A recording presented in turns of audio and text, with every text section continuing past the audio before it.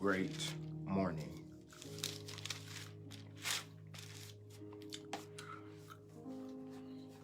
We here. Great morning, great morning, great morning. Let me get ready to just go. Give them a couple more chews.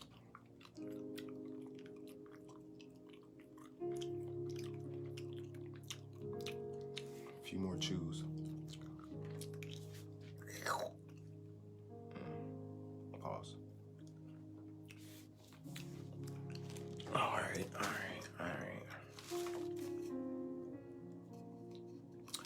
Good morning, everybody. Let's get to it. We in the spot. We in day 25 of our 31 days of wisdom.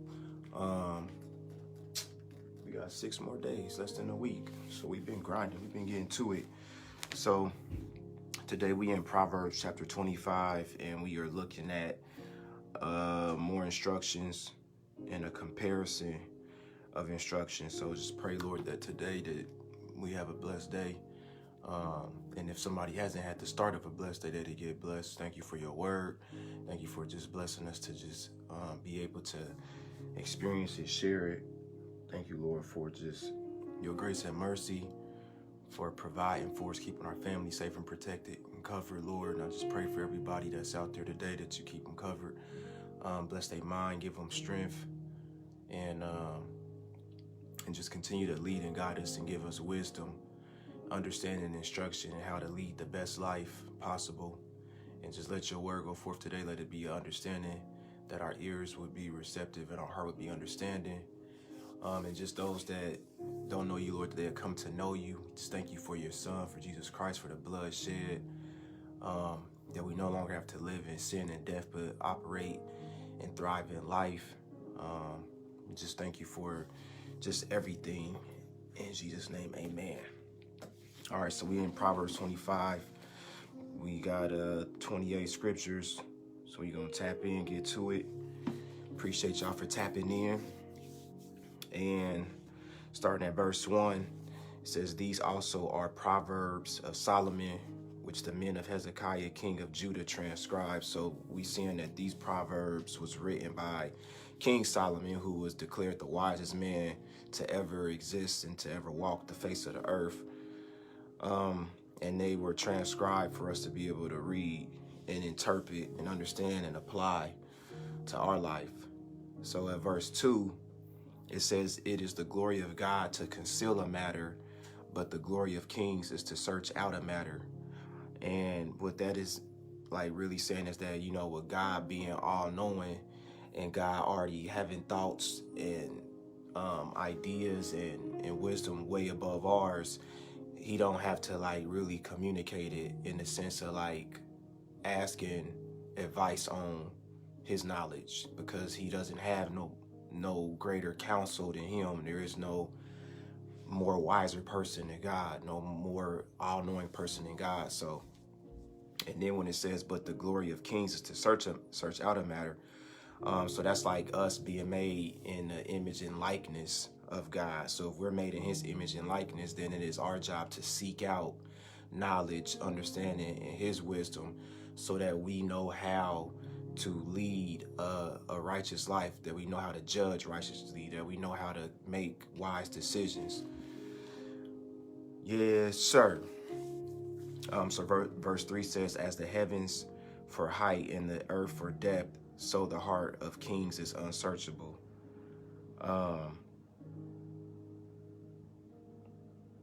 So we should know how to really rule our lives. You know what I'm saying? We should really not be kind of walking aimlessly through life and not knowing how to, you know what I'm saying, discern between good and evil and make, you know, not just right, but righteous decisions. That's what our whole overall goal is, to be able to recognize evil when it's right in front of us, or a bad decision or a bad move. So that's what being able to get this wisdom and the understanding from the scriptures, so that we can. Verse 4 says, "Take away the dross from the silver, and there comes out a vessel for the smith." Dross. So if you ever know anything about a person who, well, if you ever familiar with like a person that makes silver or gold, and makes decorative things or ornaments or weapons. Like dross is basically the extra part that the silversmith is burning off so that the gold or the silver be purified. So that's what like God is wanting to do with us when we go through trials and tribulations and go through certain testing, is to burn off that excess corruption or that excess naiveness or that excess unforgiveness. You know what I'm saying? Whatever is those extra layers that keeps you from saying no to addictions or curving bad habits or having a quick temper or bad attitude. So when you going through like challenging moments and challenging times in life, it's just the same as like when a silversmith puts that piece of gold or silver in the furnace. He want to burn off the things that don't make it purified. So our hearts are sometimes always operating in impure motives. And what that means is that we need God to like burn off those bad motives, the things that deceive us, the things that make us reason against doing what's right. You know what I'm saying? So when you look at when it says take away the dross from silver, so when we take away the negative from our life, when we take that away and we remove those certain things, then it says there comes out a vessel. So we want to be a vessel for God. So like if we got unforgiveness still in our heart, bitterness still in our heart, anger still in our heart, if we still operate in certain activities that don't better our life, then what happens is that we can't be a vessel. We can't be used, you know what I'm saying, in the most effective way for the Lord. Right, burn off everything that's not like you, Lord. What's going on? How you doing, Miss Ludana? Appreciate you for tapping in. God bless you.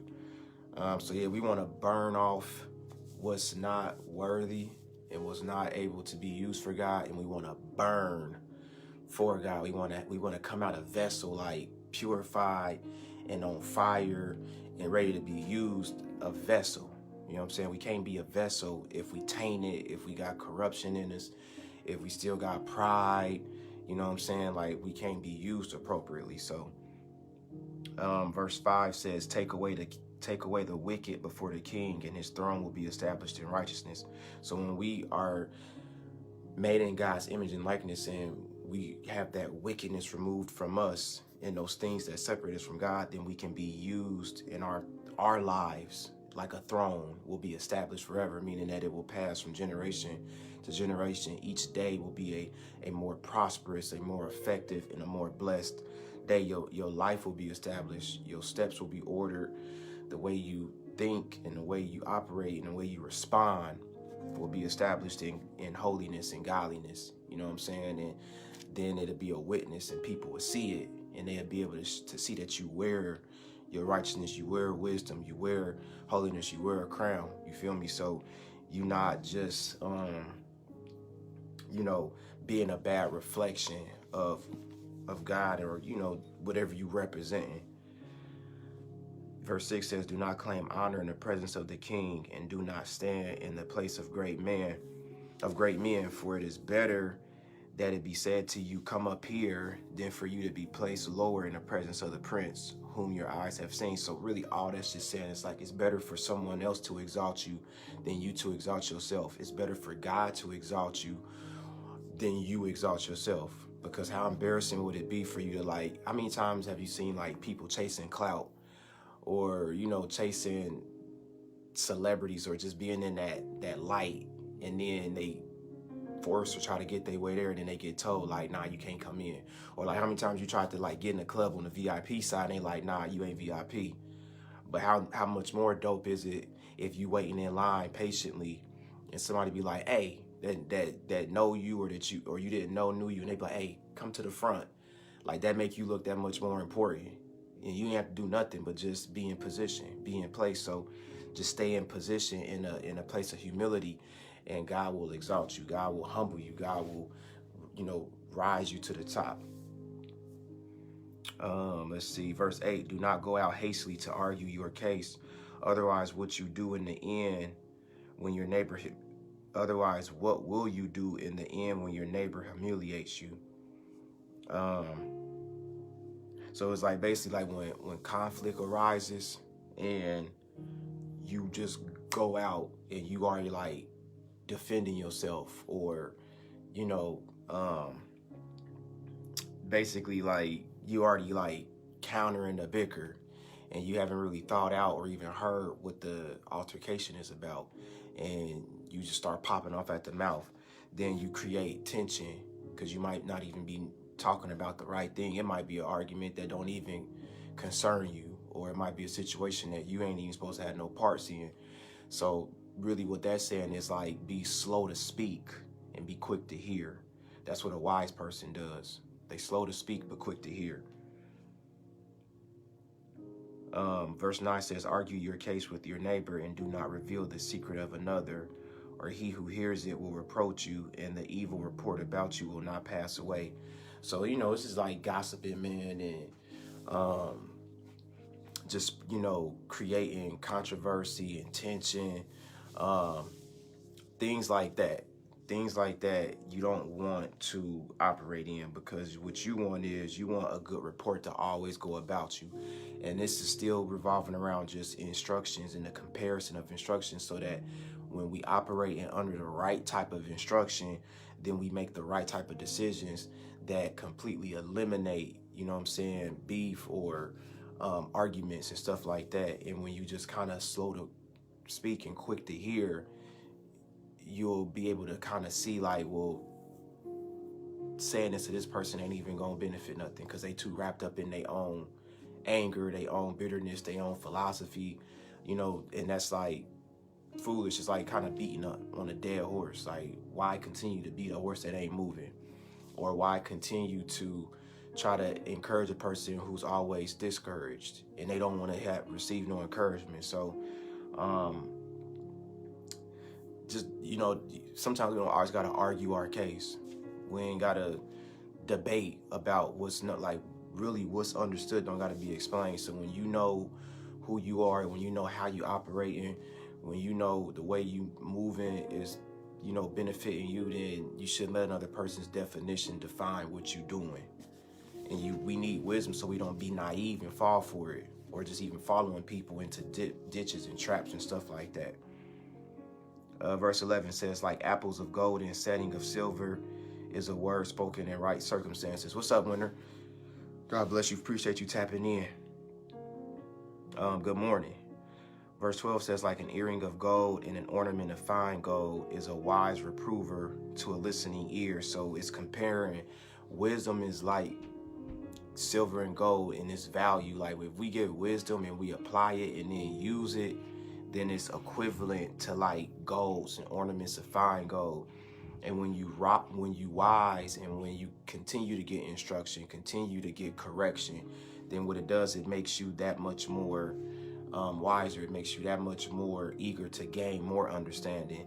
And then you like operate in the, like a super flow that's just got you like really tapped in with like all your decisions that you making in each situation and scenario is on point. And then it's able to like help other people, because now you so focused on the above things, you so tunnel vision on positivity and good vibes, that it will take a lot to knock you off of that just great feeling, you know, that great movement that you having. So that's like why I get up and do this in the morning, because it sets the tone of my day. It sets the course of my morning. So now when I'm overwhelming myself with optimism, the situations that try to trip me up in life, like they don't win at all. There is no benefit, because it's like I'm too focused on solution and not problem driven. And that's what wisdom, that's what tapping in with God, that's what getting that extra insight, that clarity does. And it removes the excess just negativity off of you. You know what I'm saying? It just continues to refine you until you like just this perfected vessel, and you just can like take on any and everything. Verse 13 says, like the coat of snow in the time of harvest is a faithful messenger to those who send him. So, you know, when it's cold and when it's snow, that's a guarantee.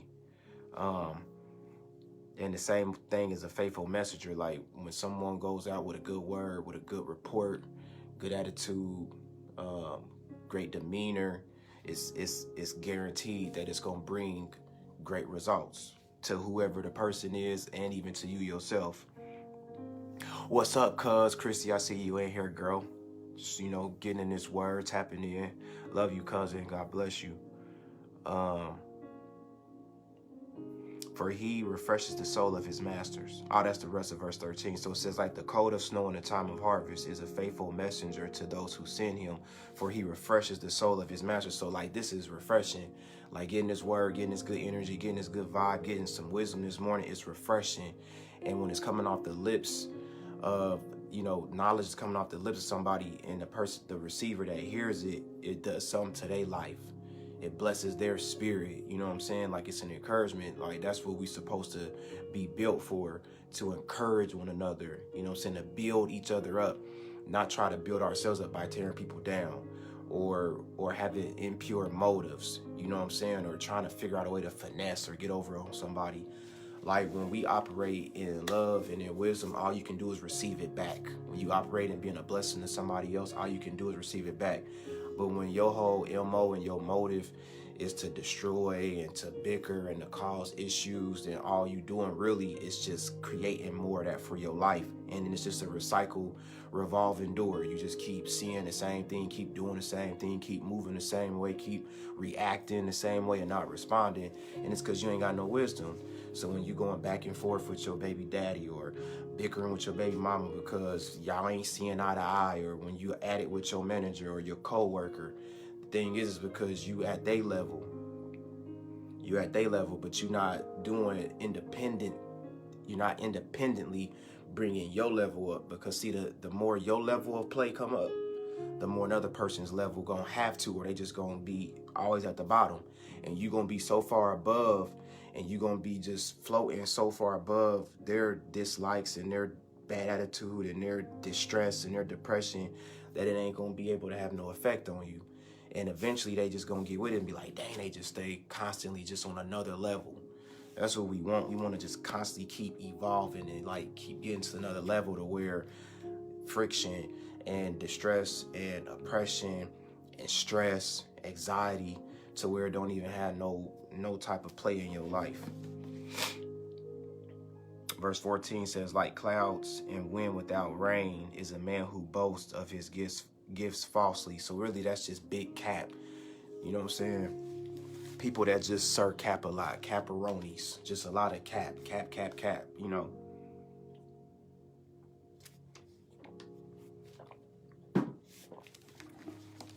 What it's doing is comparing a person that caps a lot, like a person that say they got this, they doing this, they moving like this, that, and the third. Comparing it to clouds with winds without rain. So, you see a cloud and like, man, like it's gonna rain, but yet don't no rain come out. But it looked like it. It's like a person wearing a false image, or a person that claims to be like the most righteous and I'm a Christian and super religious, but they got a form of godliness. You know what I'm saying? Like they look it, but their life don't reflect it. Their behavior don't show it. And who they are privately always comes out publicly. By forbearance, a ruler may be persuaded, and a soft tongue breaks the bone. Verse 16, have you found honey? Eat only what you need, that you not having an access and vomit it. And what that's like really saying is do everything in moderation. Just because you can don't always mean you should. You know what I'm saying? And even when you do, you don't got to do a lot. So when it comes to like certain things that are like of high entertainment value or extracurricular activities, and then just certain stuff that you got to refrain from. There's just certain things that aren't safe for you to continue to participate in. Certain, sexual sin or immoralities, or if you crave wealth or you too hungry for money, power, those bring about addictions and different types of outlets. But what it says is, it's like, have you found honey? So like, I look at wisdom as like honey is sweet, because when I use it and when I apply it, when I learn it and understand it, it brings about blessings. It brings about great results. And there's certain things that we treat as honey that's really not sweet. it's bitter at the end. There's certain things that we involve ourselves in that are pleasurable up front, but on the back end, it's destruction. You know what I'm saying? So it's like when you're making a decision, even a financial one, and you got to look at yourself as a brand, especially with you being made in the image and likeness of God. You look at yourself as a brand, and how do you want yourself to be seen? How do you want to carry yourself? What do you want your imagery to be like? You know, so you got to ask yourselves. You got to ask yourself questions like, you know, do I really need this? Is this something that I really need? Is he somebody I really need? Is this a friend I really need? Is this a decision I really need to go in on? Then you need to ask yourself, like, you know, can I afford it? Can I afford to make this decision? Can I afford to, you know, commit to this? Can I afford to sleep with her? Can I afford to, you know what I'm saying, be unfaithful in this area? Can I afford to be lazy this day? And then you ask yourself, then what is it going to cost me if I do decide to entertain this, do that, move this way, respond this way, turn up on this person? You feel me? When you ask yourself those questions, now you're operating in wisdom, because now you can kind of dictate the results. But if we just like blindly, just with our eyes closed, saying yes, going here, walking this way, you know what I'm saying? Now we setting ourselves up for traps, for ditches. So that's where God's word, where that wisdom give you more clarity, give you more sound understanding, to be like, you know what I'm saying? Like, let me think about this a little bit more before doing it. Verse 17 says, let your foot rarely be in your neighbor's house, or he will become weary of you and hate you. Basically just like not being annoying. Don't over welcome yourself. Don't overstep, you know what I'm saying, limits and boundaries that people, situations, jobs, everything give you. Like, do everything in moderation, step by step, moment by moment, and then sometimes scale back. Like, nah, I'm gonna chill on this one. It's like a family member that constantly be asking you for like money, you know, or you gave them something one time and then they overstep, like expecting it all the time. Like, that kind of get annoying and get, you know what I'm saying, like irritating. Like, bruh, chill, you know what I'm saying? Or like your homies, like you invite them to this, that, and then they just like constantly like showing up, popping up. Or, you know, when you hit up a person just one time, two times on the chill side, and they like constantly blowing you up. Why you ain't respond? Why you keeping me on scene? It gets annoying. So that's what that scripture's kind of saying. Like, you know, wisdom just makes you even discreet, where you like, shoot, you want to fall back so you can just watch, sit back, and, you know what I'm saying, just see what's going on, what's the move. And then, because it says, or they will become weary and hate you. Like, all of a sudden, like, they irritated by you so much they don't want no parts of you. Verse 18, like a club and a sword and a sharp arrow is a man who bears false witness against his neighbor. So it's like lying on people, creating conflict, just, you know, just like I always talk about, man, you got the ingredients for the tea, you making the tea, you pouring the tea, you drinking the tea, you spilling the tea, and you doing it against somebody else. Just bearing false witness, you know, like literally, deliberately lying on somebody, lying on a situation. It's like weapons. That's what it's saying. They like use like weapons, and they afflict and they hurt like weapons, especially if it's lies that can mess up a person's reputation, you know, because then when it come back that it was false, then now you look bad. Verse 19 says, like a bad tooth and an unsteady foot is confidence in a faithless man in time of trouble. So when we look at this similitude, which is what this chapter is about, is similitudes and instructions. So it's like finding similarities or comparisons. So this is a similarity or a comparison. It says like a bad tooth and an unsteady foot. So we know how, like, when we got a cavity, that's a bad tooth, and that's going to be painful and irritating, right? That's a guarantee. The comparison is basically like confidence in a faithless man in a time of trouble. So just think when like it's like fourth quarter clutch, like super crunch time, and you need like just something real simple, like, you know, some gas money, or you need a favor, but the person that you would consider asking is the most faithless individual. So that means that in the time of trouble, if they the last person that you'd have to depend on, it's OV. It's over for you. You feel me? So that's why our dependency needs to be on God, because we know in the times of trouble, even without having a super intimate relationship with him, even without tapping in with him on a regular, we know in the times of trouble, when everybody, and this is what's crazy, in the times of trouble, when everybody else done let us down, then we go to God. And it's like, how backwards is that? Like, people are going to always fail us. They're going to always let us down some point, sometime, in some area. But God, though, God is always waiting. He always waiting to be like, all right, yup, I'm here. And it might not be the route you want it to be. It might not be an answer prayer the way you want it to be. But what's going to happen is you're going to be humbled. He's going to break you down. He's going to build you up. And you're going to remember why you shouldn't have done what you did, or why you in that situation asking God to help you. Because obviously we make the decisions to get in the situation to then where we need God to get us out of a jam. And that's where God be like, I got to help you with that. I need to correct that error in you. And that's what the word does. That's what wisdom does. And you know, when God humbles you, man, like, he then exalts you. Like, he exalts you so much that, like, first you recognize, like, dang, God's love is just immense. You know what I'm saying? God's love is just like unending. So no matter how many times you failed, or how many times you messed up, or how many times you know, didn't fulfill something you were supposed to do, broke a promise, like let people down, like God is there to like reinstill wisdom in you, reinstill confidence so that you don't do it again. And the thing is, like, he removes the sin. So, you know, whatever sins you commit, whatever sins you've committed, whether they habitual, you know, or like one times, couple times, like what happens is he removes the sin, and you in his good gracious, and you have this communication with him. But the consequences of your actions and the consequences of your sins, those results, they never go away for real. They never disappear, because they're to be a reminder so that now you don't make those same costly mistakes. You know what I'm saying? Like, that's what I learned in CDL school when I was in trucking school. Like, my instructor would always say, like, you know, when you get behind this $100,000, you know, 2-ton, 30-ton, whatever pound vehicle, you know, he was like, you're gonna tear it up. Like, you're gonna tear some stuff up, and you're gonna have to pay on it. But he said it's a costly mistake, because it ain't gonna completely ruin you. You know what I'm saying? And then that costly mistake, maybe that fine, you know, like you get a speeding ticket. That's just let's say it's you rushing to get to work and you get a speeding ticket.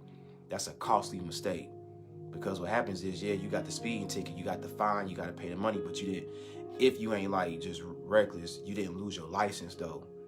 But you got to think about, well, what role did I play and why I got the speeding ticket? Oh, because I wasn't trying to be early, I was trying to be on time.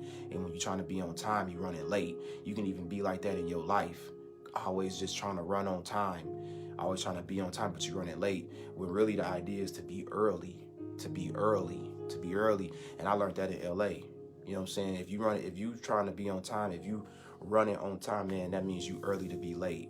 But when you early, you're gonna be there on time. Yes, sir. So verse 20 says, like one who takes, and these are still similarities, comparisons, y'all. So like one who takes off a garment on a cold day, or like vinegar on soda, is he who sings songs to a troubled heart. What does that mean? So it says pouring vinegar on an alkali, which is basically baking soda, produces a reaction like boiling or turning tranquility into agitation. So is the effect of singing joyful songs without sympathy to the sorrowful dance. That's like being fake. That's like, perfect example.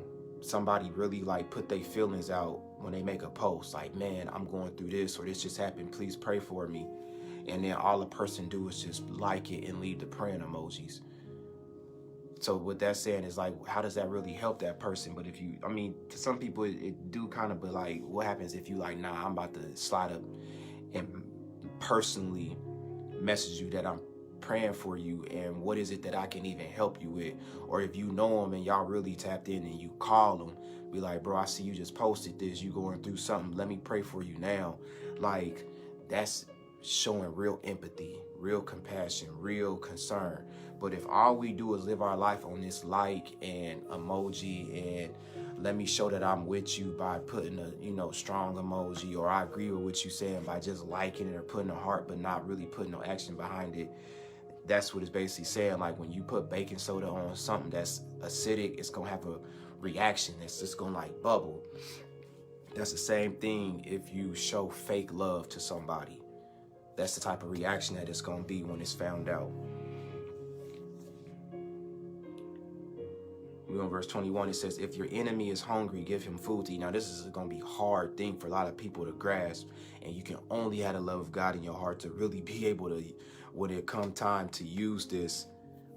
But when you understand it and apply it, it makes so much sense. So it says, if your enemy is hungry, give him food to eat. And if he is thirsty, give him water to drink. Your enemy, I'm talking about your enemy, your rival. If they hungry, and not just literally like food, but just think about in a moment where you got to show your enemy love. If you can show him love, show it. Because here's why. For you will heap burning coals on his head, and the Lord will reward you. So think about it like this. A person that just did you wrong, did you dirty, and you forgive them. And you don't let it be a imagery where you wear that grudge or that bitterness. And they see it and they like, it's going to be a constant reminder. They're like, dang, I did them wrong. And it's going to make them try to do better. But if you constantly trying to judge and make them feel wrong and continue to inflict what they did as a reminder, like, man, you did this to me, and you constantly bringing it up and you want them to feel bad, well, they're not going to learn nothing from that because that's what they expecting. And then some people receive that in an opposite way, and they pop right back off, and now y'all just head-to-head clashing. But imagine if when your enemy is hungry, you give them food to eat.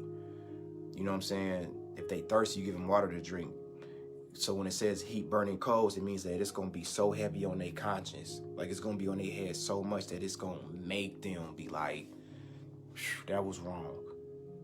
And then for the next person, it's a teachable lesson and they won't do it. And then guess what it also says? The results for you operating in that obedience, you operating in that love, you operating in that forgiveness. And it says, and the Lord will reward you. It goes all the way back to Psalms 23 where it says, and the Lord will prepare a table before you. The Lord will prepare a table before you in the presence of your enemies. So your enemy will constantly see you just living life, thriving, flourishing.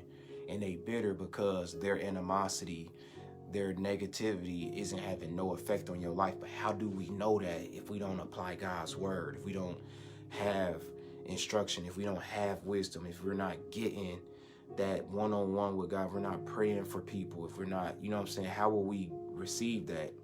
If we don't even, it's like having a weapon that you possess and don't even know how to use it, or a power that you don't even know you got. That's how I look at it. Verse 23 says, the north wind brings forth rain, and a backbiting tongue and angry countenance. So that's another comparison, a similarity, a similitude. You know, if the north wind brings forth rain, then how much backbiting and bicker and an angry tongue and hateful words will bring angry countenance. Basically, it will bring, you know, how much more will, when you speak negative towards somebody or speak negative even about yourself, how much more will the results of that return unto you, that negativity? You know what I'm saying? Like life and death, building up, breaking down, wealth, poverty, diligence, laziness, it's all in the power of your tongue. You know, what you speak is just encapsulated thought bubbles. So whatever you got going on in here, that's generated from here, and when it come out of here, you literally laying out the course of your life. You know what I'm saying? Like you literally bringing into existence that what you speak. Like there's so much faith and power behind your words. What's up, Miss Lady? How you doing? God bless you. Appreciate you tapping in. Thank you for that encouragement. Girl, we get into it. So what I always tell people is when you land in your bed and you first waking up, first thing is just thank you, God. Like that's just already setting the course of your day. Because now an attitude of gratitude, you know what I'm saying, appreciation brings blessings. And then overwhelm your mind with optimism. Don't think about bills and don't think about, man, I got to get up and do this, I got that night. Overwhelm yourself with optimism, because what's going to happen is you creating a tone here in your heart, and then your mind is only going to be focused on above things, only on solutions, only on positivity, only on good vibes, only on just speaking certain things. You feel me? So when you are doing that, you are now generating and bringing, some people call it law of attraction. I just call it walking by faith, speaking my life into existence, and not letting any type of just negativity have place in my day, and saying it and receiving it. Even when I see it, I speak against it. You know what I'm saying? So it's like if a person is constantly shouting out negativities towards you, you firing back with positivity.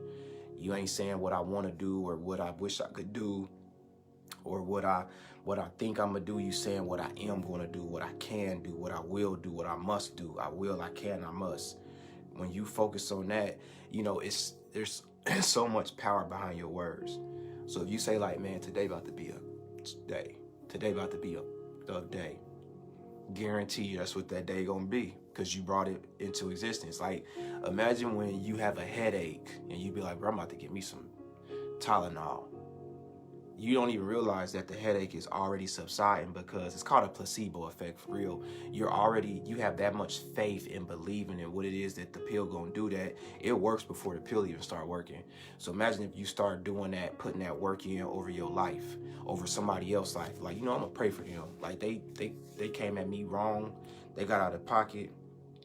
I'm gonna pray for them, and I'm gonna pray that they have a better day. You know what I'm saying? When you live and operate like that, man, you live in so much peace, so much joy, that, man, you ain't worried about what people saying about you. You ain't worried about what you think you don't have, because you got everything you need. You gotta believe it first before you see it, and then after that you become it. You know what I'm saying? That's the same thing like in this word. Only difference between people that really walk this walk with Christ, and really, it ain't about being a religious person or operating in Christianity for real. It's about faith, man. It's if you got faith the size of a mustard seed. If I got faith that God really exists and really sent his son to die for me, and I know that if I lived once in sin, and now it ain't that I brought myself out of sin, you know what I'm saying? That's not the thing. It's that Jesus' blood and the love of God and showing it in Jesus brought me out of that. So now I don't have to operate in that anymore. One sec, y'all. My bad. Had to respond to that message real quick. All right, so where we at? Verse 24, it is better to live in a corner of the roof than in a house share with a contentious woman. So that's just really another comparison. It's like, it's just better to say if you live with somebody that just constantly just bicker, like a dripping faucet. You know how that's irritating when you sleeping real good and you keep hearing the toilet run or the faucet drip. It's saying like that's what it's like to live with a person who just constantly just seeing the worst out of everything, and then talking about it, and then bringing it up to you, and then putting it on you. So it's just saying like it's better to just be separated from the type of person. Like, I would totally despise being married to somebody who just constantly complaining about what I didn't do, or complaining about what didn't happen for them. Like, that is just irritating and annoying. Or constantly like shading my vision, so that's why you got to have wisdom and pick and choose wisely what you entertain. Verse 25, another similarity or similitude with an instruction to follow. It says, like cold water to a weary soul, so is good news from a distant land. So, when you think of being tired or just worked out, or like, man, you just thirsting for some cold water to, revive you, it's saying that that's a similarity or a comparison to receiving good news from a distant land. So just, just receiving any good news today could like revive your spirit. Somebody say like, man, you look good today, or hey, I just want to just tell you this, or I want to give you this, and you had, didn't have a good start to your day. That word or that blessing from afar will revive and will just boost up your spirits. So that's why it's always good to operate in a positive direction. 26, like a trampled spring and a polluted well is a righteous man who gives away before the wicked. So the righteous one who sins muddies the water for the wicked who see him and for whom he should serve as an example of righteousness. So it's like if I'm operating in excellence, operating in righteousness, and then I get in an entanglement in some type of sin or something to be the opposite of how I'm trying to walk. What it's saying is that I muddy myself, and then instead of me being the example, I become the example, if that makes sense. You know what I'm saying? Like a result of what I just did that goes against what I know I shouldn't have done. Verse 27, it is not good to eat much honey, nor is it glory to search out one's own glory. And that's kind of what we talked about earlier, doing things in moderation, and then being humble and letting situations, or letting your gift, or letting the way you live exalt you, and not you doing it yourself. And our last verse is verse 28, says, like a city that is broken into and without walls. Okay, so another comparison, another similitude. It says, like a city that is broken into and without walls is a man who has no control over his spirit. So that makes 100%. That makes 100%. Dang, what is that next word? That makes 100%. Wow. What am I trying to say?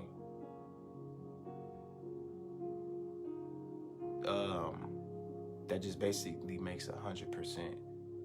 I don't know what is going on, but I'm just basically like it makes sense. Yeah, 100%. That's why it didn't make sense, because I was saying 100% and cent with sense, whatever. But what it's saying is, like, you think of a city